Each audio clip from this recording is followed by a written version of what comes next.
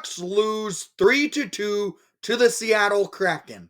This was a 3-point type of game for the Blackhawks in this one, but they collapsed in the third period, where they went into the third period with a 2-goal lead and fell apart and had bad officiating in this one. Justin Kia was one of the officials, and well, he makes some controversial call in this game.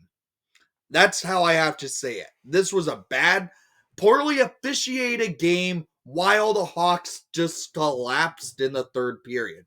Yes, the Hawks went down to 10 forwards in this game because of a dirty hit to the head in the first period of play that we ended up losing Andre Burakovsky the rest of the game. This was a game where the Hawks were controlling the first 40 minutes of play. It was the third period of play where everything went off rails. Shots per period, 9-7 in favor for Seattle in the first period. 6-14 in favor for the Blackhawks in the second period. 12-3 in favor for Seattle in the third period. However, there were some controversial moments in said third period of play. So, let's get into this. The Hawks went 1 for 2 on the power play to the Seattle Kraken, going 1 for 3. Granted, one of those power plays should not exist for the Kraken because Justin Kia, their official in this game, makes a controversial late call on Connor Bedard. First period of play, it was a period where it was back and forth. The pace of play was very tightly contested. No goals were scored in the first period of play. But the story that came in that first period of play, late in the first, Andre Burakovsky on a power play gets hit in the head by Lindgren of Seattle. Should be a penalty, right? No call. Seattle clears the puck down with Burakovsky down on the ice. Then he goes to the locker room, and we don't see him the rest of the game. In my opinion, the way he laid the hit on Burakovsky, he had his shoulder up and Burakovsky in a vulnerable position and leading to a dirty hit to the head by Lindgren on Burakovsky. And we lose one of our top forwards in the rest of the game. So we're down to 10 forwards for the remainder 40 minutes of play. And the Hawks don't score on that power play. So we go into the second period and without Andre Burakovsky on the lineup, but they come out buzzing. 43 seconds into the second period of play, on his return from injury, scored by number 59, Tyler Bertuzzi, his 10th goal of the season. Assisted by number 91, Frank Nazar. And number 86, Teuvo Teravainen. This goal was a true tic-tac goal situation here where Alex Vlasic clears the puck down the ice.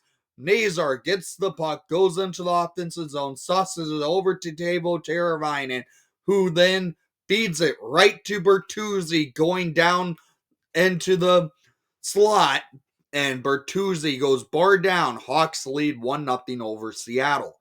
After this, it leads to a ton of momentum for the Hawks. They kept buzzing, moving the puck well, getting a lot of chances off, and well, midway through the second period, the Hawks whip some momentum.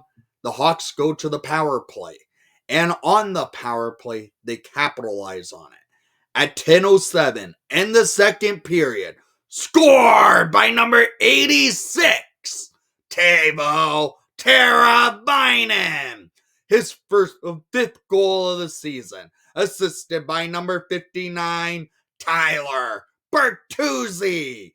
And number 55, Artem Lechinov, to make it a 2-0 lead for your Chicago Blackhawks. This goal was set up by Lechinov in the defensive zone, getting the puck to go up a rush. He feeds it over to Teravainen. Teuvo goes up with it and takes it up and dumps it into the offensive zone for Bertuzzi to win a battle, and one-hand pass, the backhand pass over to Teuvo rushing, and Teuvo buries it to give the Hawks a 2-0 lead over Seattle. The Hawks continue to press Seattle, nearly scoring a couple more times in the period.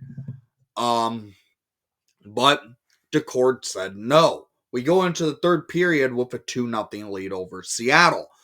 Okay, Hawks are rolling. Let's see how this goes. It does not go well for the Blackhawks. Seattle wakes up and starts playing strong and coming out of the gates pretty much the better team, moving the puck and generating some chances. And well, at 5:09 in the third period, Cartier scores his second of the season, assisted by Fisker, Molgard, and Montour to make it a 2-1 game. This goal was because the refs decide to not call an icing when the Hawks clearly beat the should have had it should have been an icing on Seattle. Hawks go for the puck. They can't clear it out because the refs decide not to call an icing. Should have. And Seattle cycles and they put it in past Knight. You can't blame Knight here. He couldn't see the puck, and the puck redirected twice going in. And then 2 minutes later, Seattle, with all the momentum, keeps pressing. And well, at 7:13 in the third period, Shane Wright, up front of the net, redirects the puck in off his back, and it was assisted by Evans and Cotter to make it a 2-2 game. The Hawks are dead at this point. They can't really get much going. Seattle is playing basically trap-style hockey, making it near impossible for the Hawks to get out of the defensive zone and get a rush. And well, when the Hawks get an opportunity, it comes late in the period. Late in the period in which Connor Bedard has a breakaway, he gets hooked.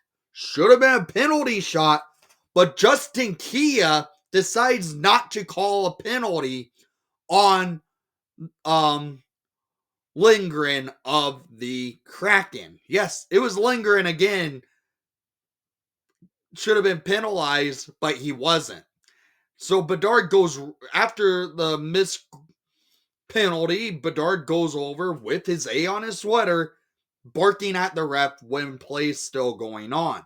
Ref decides, okay, I had enough of it, and he calls a penalty on Connor Bedard, in which the Kraken go to a late power play in regulation time.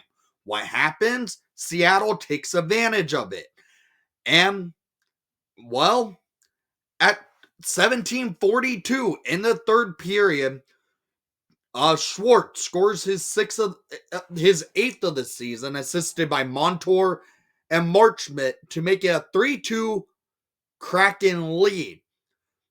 Angry fans at the United Center. It was loud, clearly, because Justin Kia, the official with the blown call and then controversial call, decides it leads to Seattle getting the lead. I have to say it. The Hawks should not have been in a position to blow a lead they had going into the third period. Usually the third period of play is the best period of play by the Blackhawks. But tonight, it was bad. They played like crap in the third period. They had no momentum. They looked slow, and they could not get anything going. Passes were bouncing. They did not look right. It was a bad game at the end.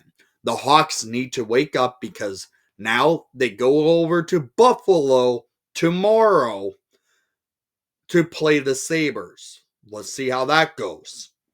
So down in the comments down below, I want to hear what your thoughts were on tonight's action. And thank you for watching the broadcast. I know you did not enjoy the outcome. And most of all, tomorrow's there's another game. Let's beat the Reps tomorrow.